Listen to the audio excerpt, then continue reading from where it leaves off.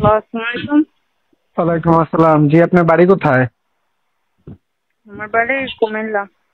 আপনার নাম কি? আমার নাম মায়েশা।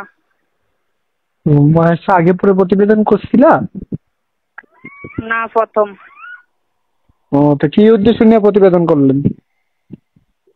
প্রতিবেদন আসছে একটা মনের মানুষের জন্য, যে আমার উম, দুঃখ সুখে পাশে থাকবে, বিপদ আপদে হেল্প করবে।